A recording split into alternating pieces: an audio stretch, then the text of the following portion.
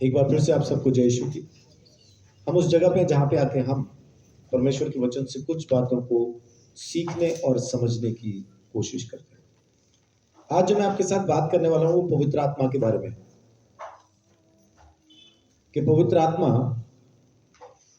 एक शख्स की जिंदगी में किस तरह से काम करता है, व्यक्तिगत रीति से, माने सिर्फ मेरी जिंदगी में वो कैसे काम करता है। तमाम बातें तो नहीं बता पाऊंगा, सारी बातें तो नहीं मैं यहाँ पे शेयर कर पाऊंगा, लेकिन कुछ बातें हैं जो मैं आपके साथ शेयर करना चाहता हूँ, जो आप लोगों तक पहुंचाना चाहता हूँ। यूहन्ना 3 अध्याय है, उसकी 5 और 6।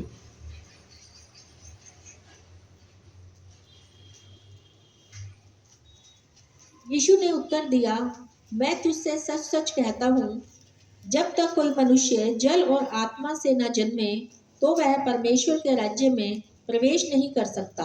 जी, तीतुस 3 अध्याय निकाल लीजिए। परमेश्वर का वचन यहाँ पे क्या कहता है? यीशु मसीह ने बात की निकोदेमुस के साथ। वो गुरु था, यहूदियों का गुरु, और वो पूरी व्यवस्था को जानता था। और लोग उस टाइम पे यीशु मसीह को एक टीचर के तौर पे देख रहे हैं, एक रब्बाई के तौर पे। हिंदी में लिखा है रब्बी, रब्बी के तौर पे, गुरु के तौर पे उसको देख रहे हैं। लेकिन जो गुरु दूसरों को सिखाता है वो यीशु मसीह के पास आके पूछता है, और यीशु ने उसको एक ही जवाब दिया कि जब तक तू नया जन्म ना पालेगा तब तक तू परमेश्वर के राज्य में प्रवेश नहीं कर सकता। इस नए जन्म को लेके बहुत से लोगों के बहुत सारे सिद्धांत हैं, और उसमें से ज्यादा सिद्धांत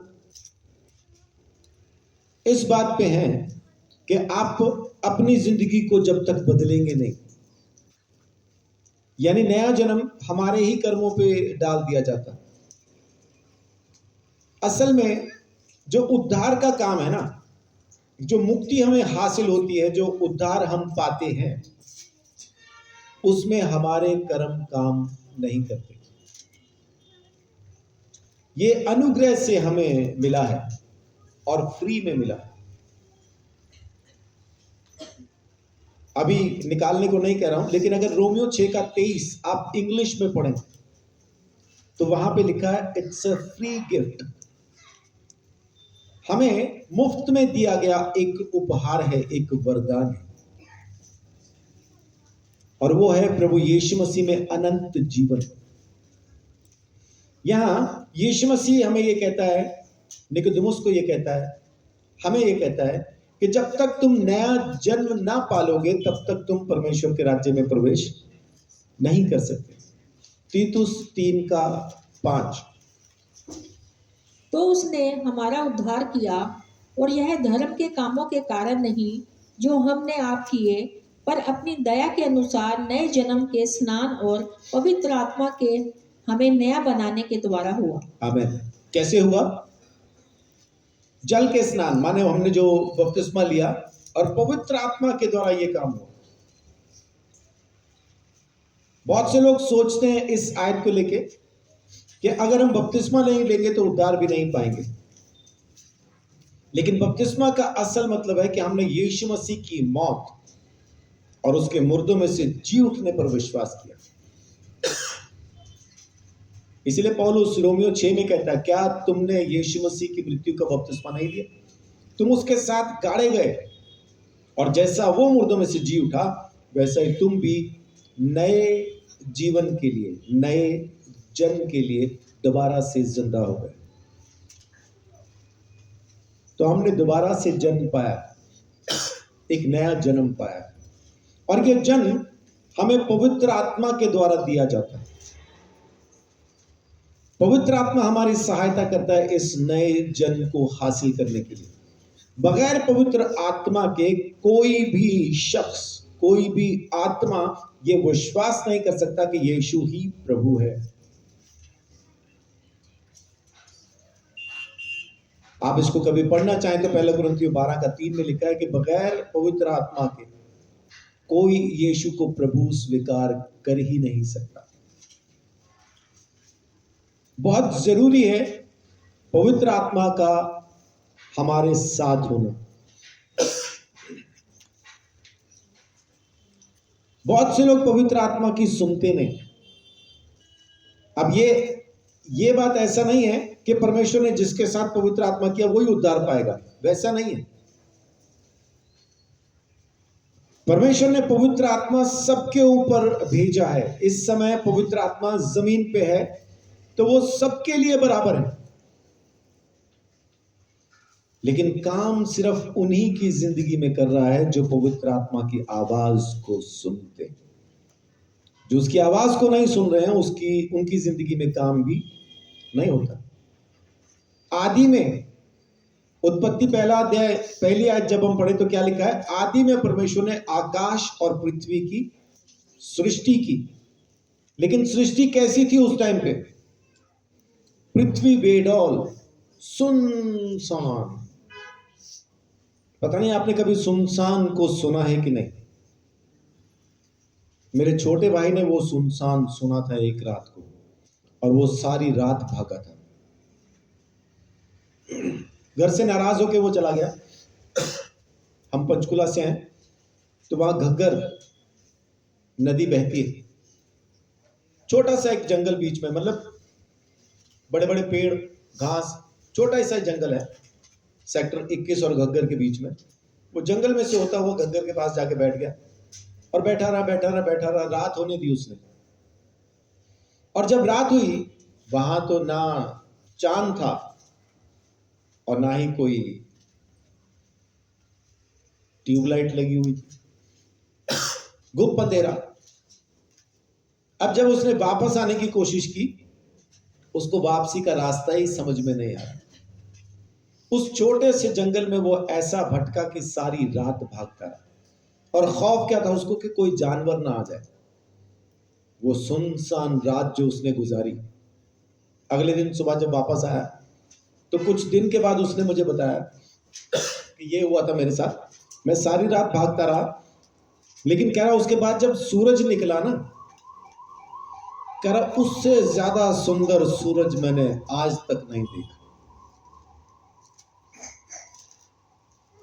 पृथ्वी कैसी थी? बेडौल, सुनसान, अंधेरे में डूबी हुई, पानी में डूबी हुई। लेकिन वहां पे एक खास चीज थी। क्या? परमेश्वर का आत्मा वहां मंडरा था। परमेश्वर का आत्मा सारी सृष्टि के ऊपर मंडरा रहा था, पृथ्वी के ऊपर मंडरा रहा था। लेकिन पृथ्वी तब भी बेडौल, सुनसान, अंधेरे में, पानी में डूबी हुई थी। जरा सी भी खूबसूरती उसके अंदर नहीं थी। तब आया परमेश्वर का वचन, उजियाला हो, और सृष्टि ने उस वचन को स्वीकार किया। जैसे ही स्वीकार किया, लिखा है परमेश्वर ने अंधकार में से रोशनी को अलग कर दिया। इस बात को अगर आप समझ पाए तो रोशनी छुपी हुई कहां थी? अंधेरे में। क्या अंधेरा रोशनी को छुपा सकता है? बाकायदा छुपा सकता है, क्योंकि वचन में लिखा है कि इस संसार के ईश्वर ने विश्वास न करने वालों की बुद्धि को अंधेरे में डाल दिया है, ताकि यीशु मसीह का प्रकाश उनके ऊपर न चमके। तो वो अंधकार जो यीशु के प्रकाश को छुपा सकता है, खत्म किस चीज से होता है? परमेश्वर के आत्मा और वचन से।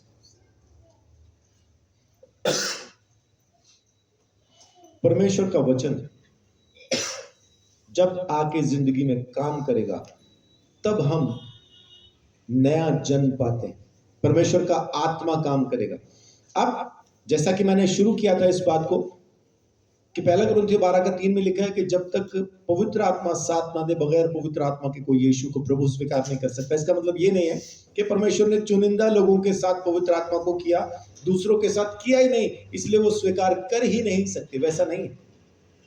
वो जरूर स्वीकार कर सकते हैं अगर वो पवित्र आत्मा की आवाज को सुन के यीशु को अपना प्रभु स्वीकार कर ले। तो वो सुनने के बावजूद भी उस पर विश्वास नहीं करते, टाल देते हैं, हटा देते हैं। तो उनके पास और बहुत सारे नाम हैं, लेकिन असल में एक ही नाम है। आसमान के नीचे मनुष्यों के बीच में केवल एक नाम है, और वो नाम है यीशु, जिससे हम उद्धार पा सकते हैं। आसमान के नीचे मनुष्यों के बीच में केवल एक नाम है। कहां लिखा है? कहां लिखा है? प्रेरितों के काम अध्याय 4 आयत 12। आसमान के नीचे मनुष्यों के बीच में एक ही नाम, और वो नाम है प्रभु यीशु मसीह। जब पवित्र आत्मा के द्वारा हम यीशु को प्रभु स्वीकार करते हैं तो पवित्र आत्मा हमें उस अनुग्रह के द्वारा नया जन्म देता है। और जब तक हम ये जन्म नहीं पाएंगे, पवित्र आत्मा के द्वारा यीशु मसीह को अपना प्रभु स्वीकार नहीं करेंगे, तब तक हम उसके राज्य में प्रवेश नहीं कर सकते। ये हमारे कर्मों पे नहीं है। एक बार फिर से याद करने के लिए तीतुस 3 अध्याय जो अभी हमने पढ़ा था, एक बार फिर से उसको पढ़ के देखिए। क्या ये आयत यही कह रही है जो मैं बताने की कोशिश कर रहा हूं? 3:5। तो उसने हमारा उद्धार किया, और यह धर्म के कामों के कारण नहीं जो धर्म के कामों के कारण नहीं जो हमने आप किए, पर अपनी दया के अनुसार नए जन्म के स्नान और पवित्र आत्मा के हमें नया बनाने के द्वारा हुआ। आमीन। तो हमारे कर्मों से नहीं, पवित्र आत्मा के द्वारा। रोमियो 5 अध्याय। पहली चीज, पवित्र आत्मा हमें नई जिंदगी देता है, नया जन्म देता है। दूसरी बात, परमेश्वर का प्रेम, उसे समझने के लिए हमारे अंदर वो सामर्थ्य देता है। हम परमेश्वर के प्रेम को समझ पाते हैं पवित्र आत्मा के द्वारा। जब तक परमेश्वर का आत्मा हमारे अंदर काम नहीं करेगा ना, हम परमेश्वर के प्रेम को समझ नहीं पाएंगे। आज भी लोग लोगों के कर्मों के हिसाब से उनका फैसला करते हैं। ये स्वर्ग जाएगा, ये नरक जाएगा, ये चर्च में जाके भी अभी तक वैसे ही काम कर रहा है, ये स्वर्ग नहीं जाएगा। इससे अच्छा तो वो है जो चर्च नहीं जाता लेकिन अच्छे काम करता है, परमेश्वर उसको स्वर्ग भेज देगा। ऐसा बहुत सारे फैसले हम बाहर बैठे करते हैं। ऐसा क्यों कर पा रहे हैं? क्योंकि परमेश्वर का पवित्र आत्मा हमारे अंदर पापियों के लिए प्रेम को पैदा नहीं कर पा रहा।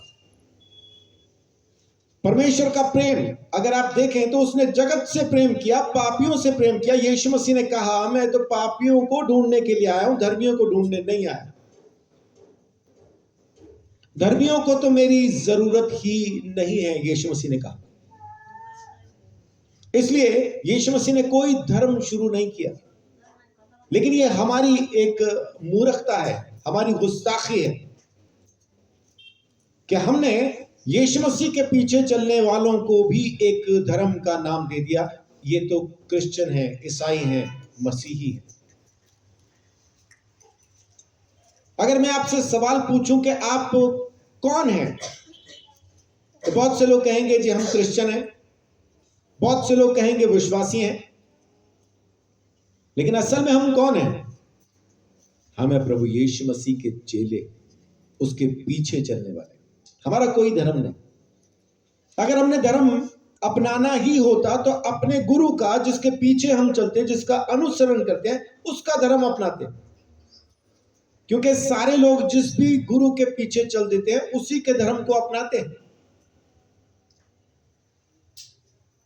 हम यीशु मसीह के पीछे चले तो अगर हम उसके धर्म को अपनाने पे आए तो अपने को यहूदी बनना चाहिए, क्योंकि यीशु यहूदी था, सारी जिंदगी यहूदी रहा। लेकिन हमने अपने गुरु के धर्म को नहीं अपनाया तो हमारा काहे का धर्म? हमने अपनाया तो सिर्फ प्रभु यीशु मसीह को, उसकी उस कुर्बानी को, मरने को और मुर्दों में से जी उठने को हमने स्वीकार किया। हम वही हैं, यीशु के चेले, उसके पीछे चलने वाले। पापियों के लिए हमारे अंदर प्रेम तब तक प्रकट नहीं होगा, परमेश्वर का वो प्रेम हमारे अंदर तब तक प्रकट नहीं होगा जब तक पवित्र आत्मा उसको हमारे अंदर पैदा ना कर दे। हम खुद से कोशिश करके अपने दुश्मनों से प्रेम नहीं कर सकते। हमारे पास उनसे नफरत करने के 3600 बहाने, 3600 वजह है, लेकिन प्रेम करने की सिर्फ एक ही वजह है, वो है स्वयं परमेश्वर का प्रेम। जब उसके प्रेम को समझेंगे तब आप सबसे प्रेम कर पाएंगे, सबके लिए सोच पाएंगे कि नहीं, ये तो नरक में अगर जा रहा है तो इसको किस तरह से बचाया जाए। हम तो आखिरी धक्का देने के लिए वहां खड़े होते हैं, वो खाई में गिरने वाला है, ऐसे ऐसे करके बचने की कोशिश कर रहा है, हम उसके पीछे आते हैं और लो जी आखिरी का धन्यवाद, और वो गया, खत्म। रोमियो 5 का 5 पढ़िए। और आशा से लज्जा नहीं होती, क्योंकि पवित्र आत्मा जो हमें दिया गया है उसके द्वारा परमेश्वर का प्रेम हमारे मन में डाला गया है। आमीन। आशा से लज्जा नहीं होती। आशा क्या है? कि यीशु मसीह मेरे पापों के दंड के लिए मारा गया, गाड़ा गया, मुर्दों में से जी उठा, उसने मुझे उद्धार दे दिया, मुझे मुक्ति दे दी है, मुझे परमेश्वर की संतान बना दिया है। यीशु मसीह एक रोज वापस आएगा और मुझ पापी को अपने साथ लेके जाएगा। ये आशा है, और आशा में लज्जा नहीं होती। ये कब होगा? पवित्र आत्मा जो हमें दिया गया वो परमेश्वर का प्रेम हमारे मन में डाल देता। परमेश्वर का प्रेम आपके मन में डालेगा नहीं, वो डाल चुका है, आप उसका इस्तेमाल नहीं कर रहे, वो बात अलग है। आपके पास बहुत सारे कपड़े होते हैं, खास तौर से एक ड्रेस के बारे में मैं बात करता हूं। हम क्योंकि मसीही समाज से आते हैं तो उसी के हिसाब से मैं बात करता हूं। एक ऐसी ड्रेस बहनों के लिए जिसका इस्तेमाल वो जिंदगी में कभी दोबारा नहीं करती, और उस ड्रेस का नाम है वेडिंग गाउन। खाली शादी में एक बार पहना, फिर वो पड़ा ही है, दोबारा नहीं पहनते, वो पड़ा ही है। ऐसा ही पवित्र आत्मा ने हमारे अंदर बहुत कुछ डाला है, लेकिन ये वेडिंग गाउन के जैसा बस पड़ा ही है, इस्तेमाल नहीं होता। अगर वेडिंग गाउन दोबारा से इस्तेमाल होगा तो कहां पे होगा? किसी दूसरे की शादी है, वो आपको आके पूछे, जी वो आपके पास वेडिंग गाउन पड़ा था, हमारी बेटी की बहन की ऐसा शादी है, तो क्या आप हमें वो दे पाएंगे शादी के लिए? हाँ हाँ ले जाओ, ये वहीं इस्तेमाल हो। अब ये दूसरों के लिए इस्तेमाल हो रहा है, अपने लिए इस्तेमाल नहीं होता। पवित्र आत्मा ने वो प्रेम मेरे लिए मुझे दिया है, लेकिन मैं दूसरों में ढूंढता फिरता हूं, उसमें तो प्रेम है ही नहीं, ना वो तो जलन से भरा है, अरे उसमें तो गुस्सा ही गुस्सा है, उसके अंदर कुछ नहीं, दूसरों में ही हम ढूंढते फिरते हैं। परमेश्वर हमें वो प्रेम दे चुका, पवित्र आत्मा ने वो परमेश्वर का प्रेम हमारे मन में डाल दिया है, हम इस्तेमाल नहीं कर रहे। इस्तेमाल कीजिए ताकि आप पवित्र आत्मा को अपने अंदर काम करने दें। पहला कुरिन्थियों 2 अध्याय। नबी किसको कहते हैं? नबी, भविष्यद्वक्ता किसको कहते हैं? प्रोफेट किसे कहते हैं? जो परमेश्वर की मन की बात को जानता है कि परमेश्वर के मन में क्या चल रहा है, परमेश्वर के मन की बात वो सुनता और लोगों तक पहुंचाता।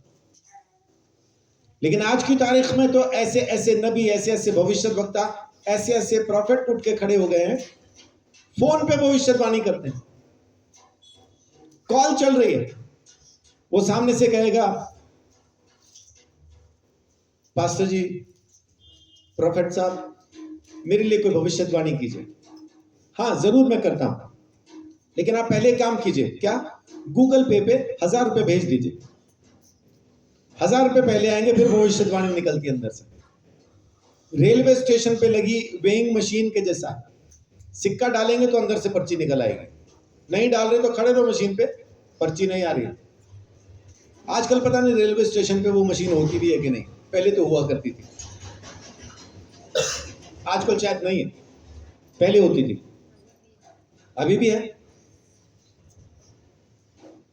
कुछ लोग उस पे चढ़ते हैं तो पर्ची अपने आप निकल आती है, उस पे लिखा होता है इस पे कुछ वजन तो रखें। और कुछ लोग उस मशीन पे चढ़ते हैं, पर्ची निकल आती है, उस पे लिखा होता है एक एक करके आओ।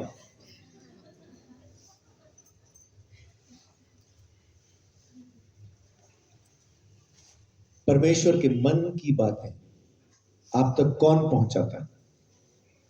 परमेश्वर के मन की बातें, परमेश्वर के रहस्य, उसके जो राज हैं, जो उसके मन में बातें चल रही हैं, आप तक पवित्र आत्मा लेके आता है।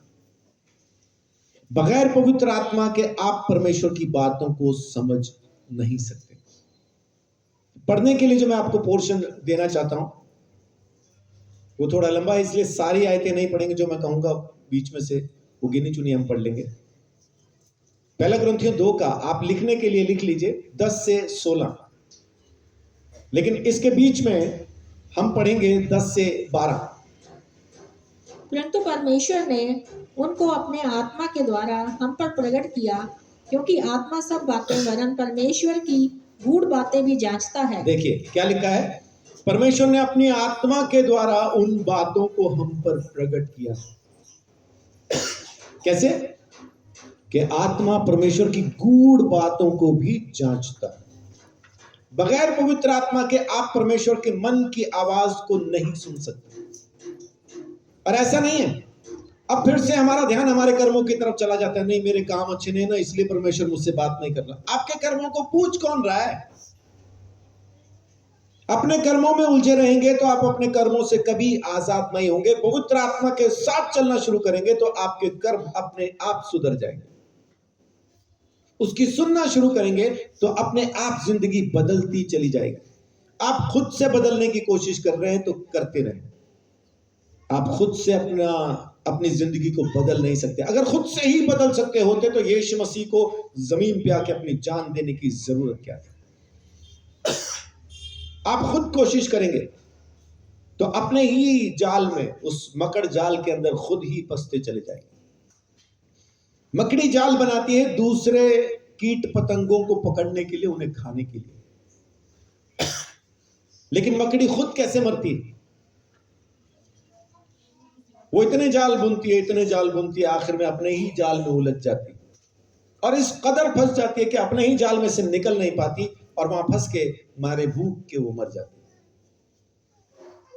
आप भी अगर अपनी मेहनत में ऐसा ही लगे हैं तो आप भी अपने ही जालों में, अपने कर्मों में ऐसा फंसने वाले हैं कि जिंदगी भर नहीं सुधर पाएंगे। अपने कर्मों में फंसे हुए ही, उलझे हुए ही मर जाएंगे। परमेश्वर के मन की बातें, वो गूढ़ बातें परमेश्वर का आत्मा ही जानता है, पवित्र आत्मा ही जानता है। तो आप उसकी सुने।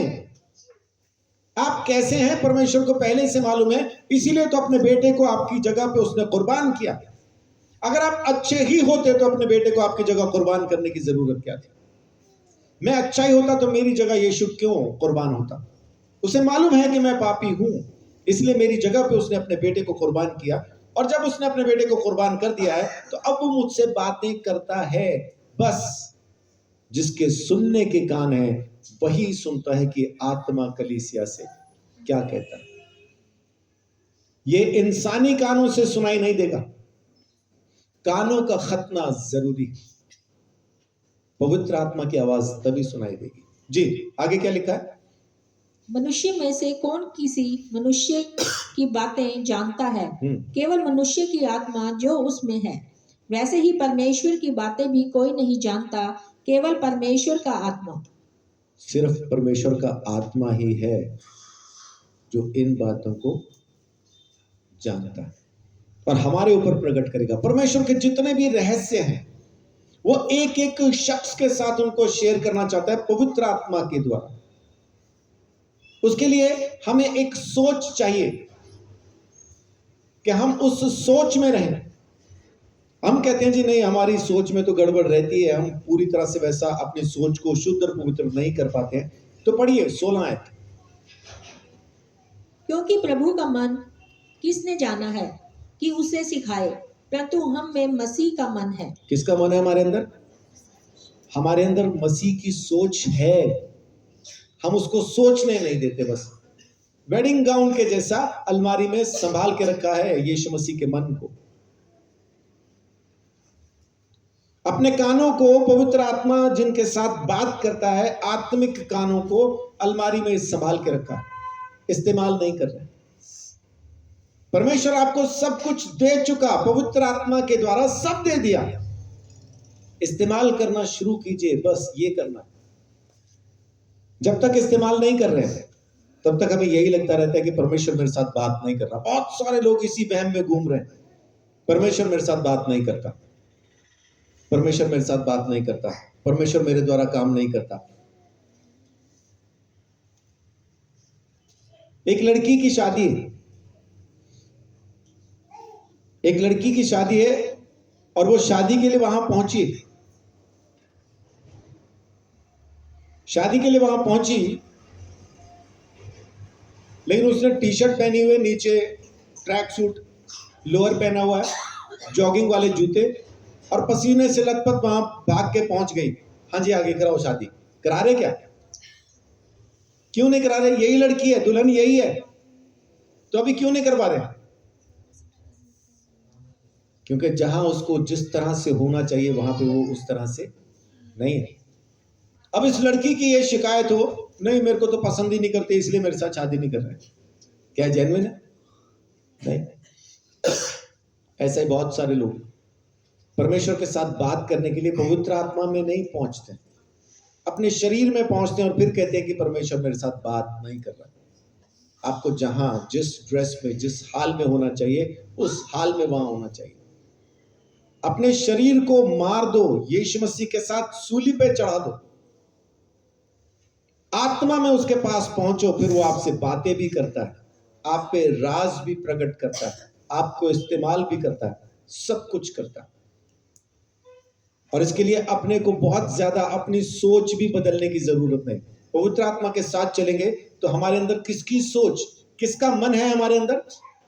प्रभु यीशु मसीह का, उस मसीहा का मन हमारे अंदर है, उसकी सोच हमारे अंदर है। हम उसको काम नहीं करने दे रहे, बस हम अपनी ही सोच का इस्तेमाल करते हैं।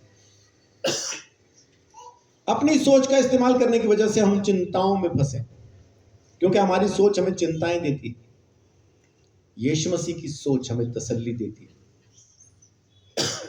यीशु ने पूछा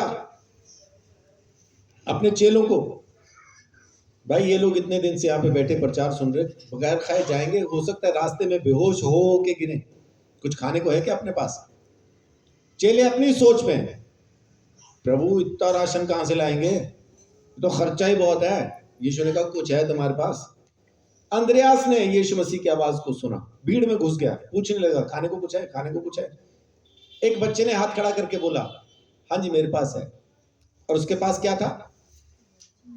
5 रोटियां और 2 साथ में सब्जी के चम्मच। हम नेट पे है ना, 2 अचार की फाड़ियां।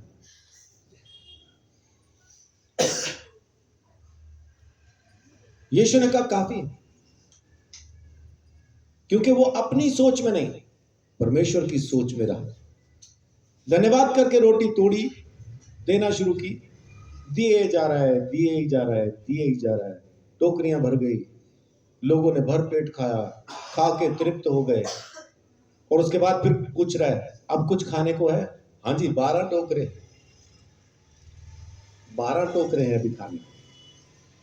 यीशु की सोच जब आपके अंदर काम करेगी, आपके घर में भी ये भरपूरी आ जाएगी। कहिए आमीन। दही नहीं जमाते सिखाएं, जो चाहेंगे, क्योंकि आपके अंदर यीशु मसीह का मन काम कर रहा है। तब आप जैसा चाहेंगे वैसा जी पाएंगे, जैसा चाहेंगे वैसा हासिल कर पाएंगे। आपकी सोच चिंताओं की सोच है, यीशु मसीह की सोच भरपूरी की सोच है। पवित्र आत्मा ने आपको यीशु का मन दिया है, परमेश्वर के राज आप पे प्रकट किए, आप सुने समझें, वैसा चलना शुरू करें और प्रभु अनुग्रह करेगा। अब ये जो 3 बातें मैं आपसे अब करने वाला हूं ना, इस पे थोड़ा सा और ध्यान दीजिएगा। इफिसियों 6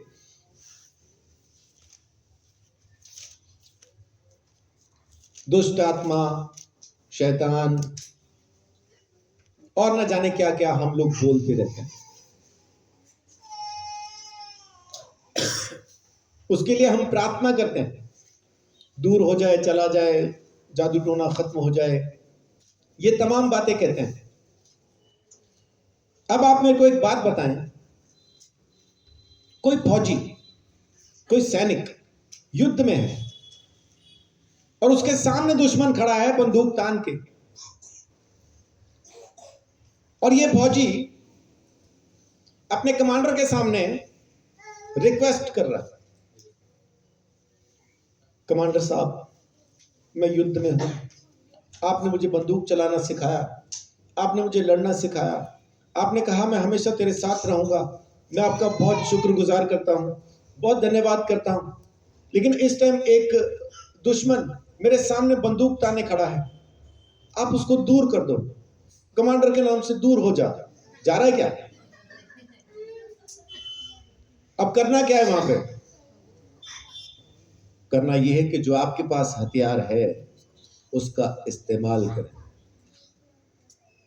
आपने मारना है उसको, वो आपको मारने के लिए आया है। शिकारी गए जंगल में शिकार करने के लिए, लेकिन लेके गए लाठियां, छोटे मोटे ऐसा नुकीले तीर जो खरगोश वगैरह को, तीतर बटेर को मार सकते हैं। वहां पहुंचे तो सामने से भाई साहब आ गए, शेर। अब ये शिकारी क्या करेगा? जवाब है, अब तो जो कुछ करेगा शेर ही करेगा, अब ये कुछ नहीं करेगा। लेकिन अगर इसके पास अच्छा हथियार हो, ठीक ठाक वाली बंदूक हो, तो फिर ये शिकारी क्या करेगा? फिर ये शेर को मार देगा। ये वहां पे रिक्वेस्ट नहीं कर सकता, फॉरेस्ट ऑफिसर आओ मुझे इस शेर से बचाओ। फॉरेस्ट ऑफिसर आके उतना ही बचा पाएगा जितना बचा हुआ होगा, बाकी नहीं बचा सकता। अब हमारे पास जो हथियार है, इफिसियों 6:17, और उद्धार का टोप और आत्मा की तलवार जो परमेश्वर का वचन है ले लो। हाँ, अपने पास कौन सी तलवार है? आत्मा की तलवार। आत्मा की तलवार हमारे पास है। यीशु मसीह ने कहा यूहन्ना 6 में कि मेरा वचन, उसमें आत्मा भी है और जिंदगी भी, जीवन भी है और आत्मा भी है। पवित्र आत्मा जब हमारे अंदर काम करता है तो पवित्र आत्मा हमारा हथियार है। असल हथियार क्या है? परमेश्वर का आत्मा, पवित्र आत्मा, जो हर एक शख्स के अंदर काम करता है। और जो कोई इस हथियार का इस्तेमाल करना जानता है, शैतान उसके सामने कभी खड़ा ही नहीं होता, उसकी जिंदगी में उसके आसपास भी नहीं आता, क्योंकि उसको पता है जैसे मैं इसके पास जाऊंगा वो दिन जिंदगी का आखिरी दिन होगा, उसके बाद मैं इसके आसपास भी नहीं जा सकूंगा। तो परमेश्वर का आत्मा आप अपने जिंदगी में लीजिए और उसको एक हथियार के जैसा अपने दुश्मन के खिलाफ इस्तेमाल करना शुरू कीजिए, और आप पहले से जयवंत से बढ़कर हैं। आप कभी भी नहीं हारेंगे, क्योंकि आप प्रभु यीशु मसीह के साथ हैं। यीशु मसीह आपके साथ है, पवित्र आत्मा आपके साथ है, यीशु का मन आपके अंदर है, पवित्र आत्मा की सामर्थ्य आपके अंदर है। आमीन। पहला यूहन्ना 5:18 में लिखा है कि जो कोई परमेश्वर से पैदा हुआ वो पाप नहीं करता और परमेश्वर उसको संभाले रहता और वो दुष्ट उसे छूने भी नहीं पाता। एक बार देखिए, पहला यूहन्ना 5:18 जी। हम जानते हैं कि जो कोई परमेश्वर से उत्पन्न हुआ है वह पाप नहीं करता, पर जो परमेश्वर से उत्पन्न हुआ उसे वह बचाए रखता है और वह दुष्ट उसे छूने नहीं पाता। दुष्ट उसे छूने भी नहीं पाता, उसे टच भी नहीं कर पाता। क्यों?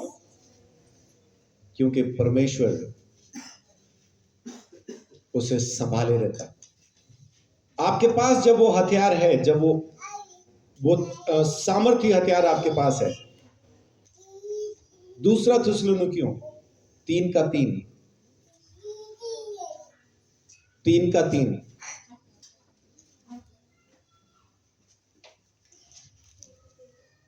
परंतु प्रभु सच्चा है, वह तुम्हें दृढ़ता से स्थिर करेगा और उस दुष्ट से सुरक्षित रखेगा। आमीन। परमेश्वर का आत्मा, पवित्र आत्मा जब आपके पास है, वो तलवार, वो औजार, वो हथियार जब आपके पास है, तो आपको वो छू भी नहीं पाएगा, क्योंकि परमेश्वर की सुरक्षा आपके पास है, पवित्र आत्मा की तलवार आपके पास है। ये बहुत सख्त जरूरी है कि आप इस औजार को, इस हथियार को 24 घंटे अपने साथ रखें। और ये कब होगा? जब आप पवित्र आत्मा की आवाज को सुनना। बात तो वो आज भी कर रहा है आपसे, आप सुन नहीं रहे। यीशु मसीह जिनके बीच में खड़ा होकर बात कर रहा था, उनमें से कितने लोग बहरे थे? कोई भी बहरा नहीं था। फिर यीशु मसीह ये क्यों कह रहा था कि जिनके कान है वो सुनो? बोल तो सबको ही रहा है वो, लेकिन सारे खाली वहां पे बैठे हैं। सुनने वाले वही हैं जो उसकी सुन रहे हैं। पवित्र आत्मा बात सबसे कर रहा है। ये वहम पाल रखा है शैतान ने, एक ऐसा अंधेरा लोगों के मन में डाला हुआ है, या हमने खुद अपनी सोच में इस चीज को ऐसा भर लिया है कि परमेश्वर मुझसे बात नहीं करता। वो सबसे बात कर रहा है, लगातार बात कर रहा है, हम सुन नहीं रहे। सुनने में दिक्कत पता क्या है? क्योंकि जब सुनना शुरू करेंगे तो जिंदगी के अंदर से बहुत सारी ऐसी चीजों को खत्म करना पड़ेगा जिसको मैं खत्म करना नहीं चाहता। जिन चीजों में मैं बना रहना चाहता हूं, इसलिए मैं उसकी सुनता नहीं, है ना। जब तक मिट्टी को पांव के नीचे अच्छे से रौंदा नहीं जाता, उसको मुलायम नहीं किया जाता, तब तक उसका बर्तन नहीं बनता। ये खाली हम गाने के लिए कहते हैं, तू कुम्हार मैं मिट्टी, मुझे जैसा मर्जी बना। जब बनाने पे आता है, कल देखते हैं, कल से पक्का। और ये कल कभी नहीं आता। जब भी आएगा, आज, अब आएगा। तो आज समय है, अब है वो समय जब हम उसकी आवाज को सुनना शुरू करें। पवित्र आत्मा की उस तलवार को अपने साथ ले लीजिए। रोमियो 8 अध्याय।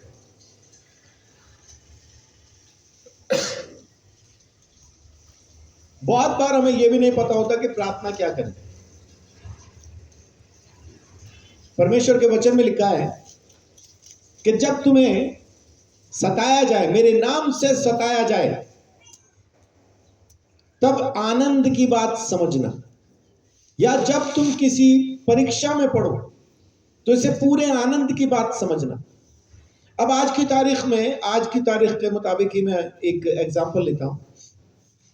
बहुत सारे पास्टर्स को पकड़ लिया गया, जेल में डाल दिया गया कि ये धर्म परिवर्तन करा रहे हैं, पैसे बांट रहे हैं, और ये बिल्कुल कोरा करारा झूठ है। ऐसा कहीं कुछ नहीं। लेकिन पास्टर्स को पकड़ लिया, उनके परिवारों को परेशानी है, उनके कईयों की तो परिवार भी अंदर कर दिए। अब यहां पे प्रार्थना क्या करें समझ में नहीं आता। क्या ये प्रार्थना करें कि परमेश्वर उनकी सजा खत्म कर दे, उन्हें रिहा करवा दे? या ये प्रार्थना करें कि परमेश्वर तेरा धन्यवाद, तू उनकी जिंदगी से अपनी महिमा को लेता है, वो जेल में भी हैं तो वहां पे भी तू उन्हें इस्तेमाल कर, और वहां पे बड़े बड़े जो अपराधी हैं, जो मुजरिम हैं, वो भी यीशु मसीह के नाम से बदलने पाए। क्या प्रार्थना करें समझ में नहीं आता।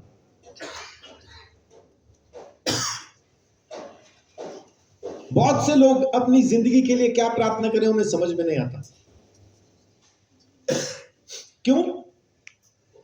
क्योंकि कई सालों से उनकी जिंदगी परेशान हाल चल रही, समस्याओं में ही घिरे हुए हैं।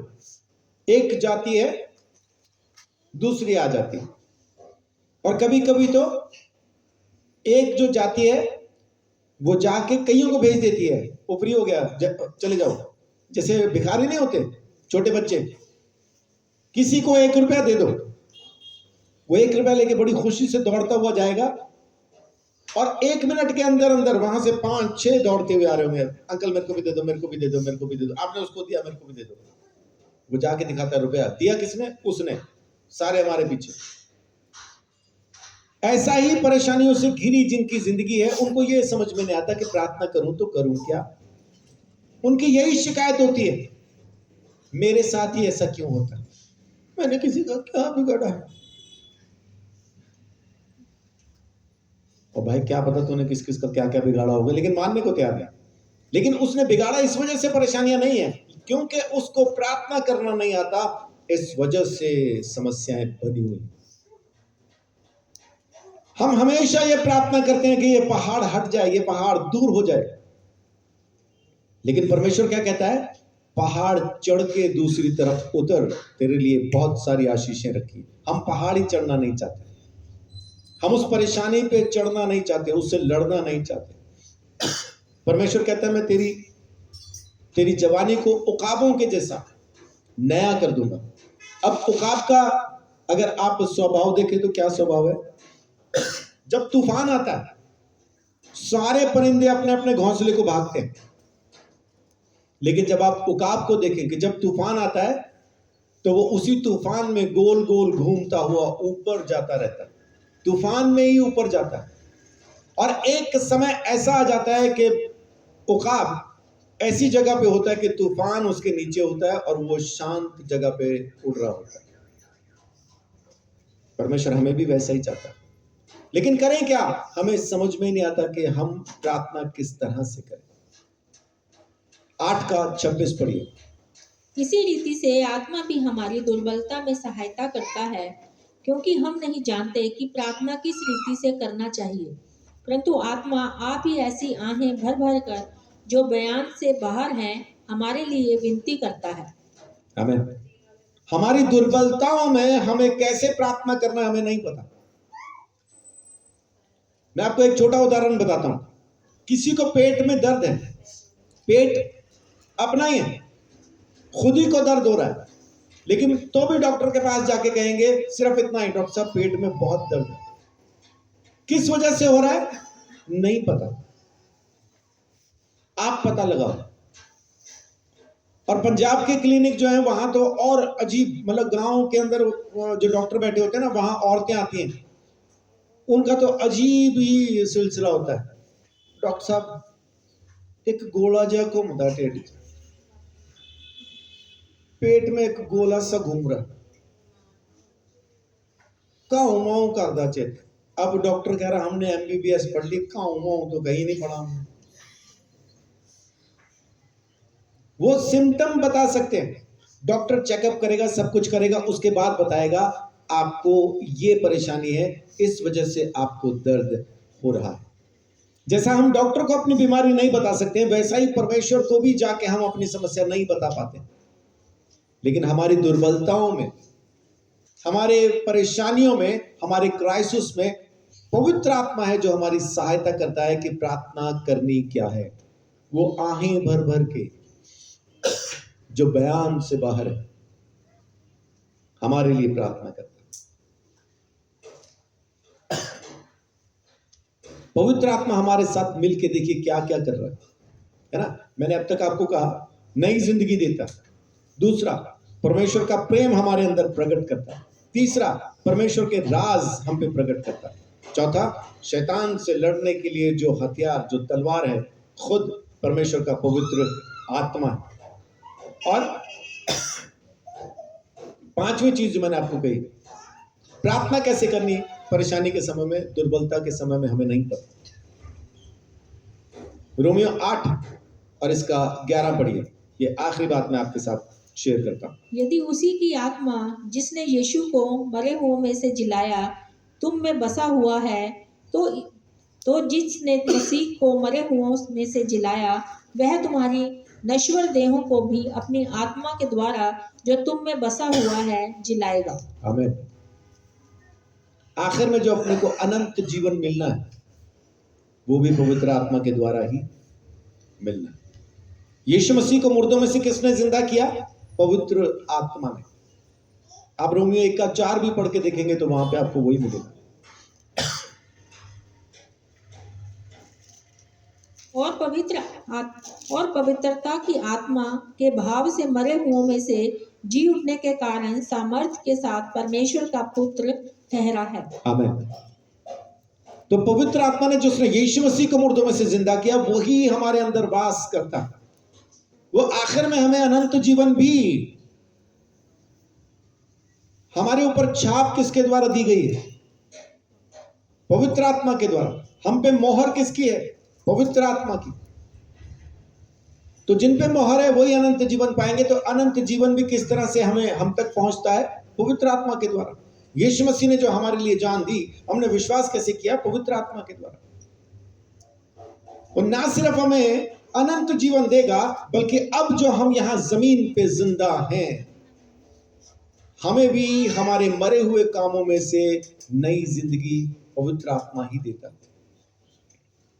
जिसने यीशु मसीह को नया जीवन दिया, पुनरुत्थान दिया, वो हमें भी पुनरुत्थान देता है और हमारे सारे काम बदल जाते हैं, सब कुछ बदल जाता है और हम पवित्र आत्मा के द्वारा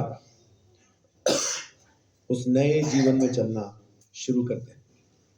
तो आज मैंने आपके साथ 6 बातें पवित्र आत्मा के बारे में शेयर की। पहला, वो नया जीवन देता है।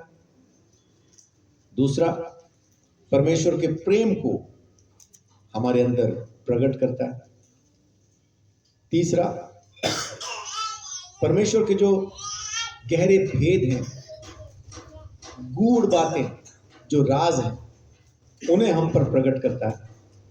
चौथा, शैतान से लड़ने की जो तलवार है वही हमें देता है। पांचवा, दुर्बलता के समय प्रार्थना किस तरह से की जाए ये हमें सिखाता है, हमारे साथ रह के प्रार्थना करता है। और छठा, मरे हुए कामों में से, मुर्दों में से वो हमें जिंदा कर देता, हमें जिला देता।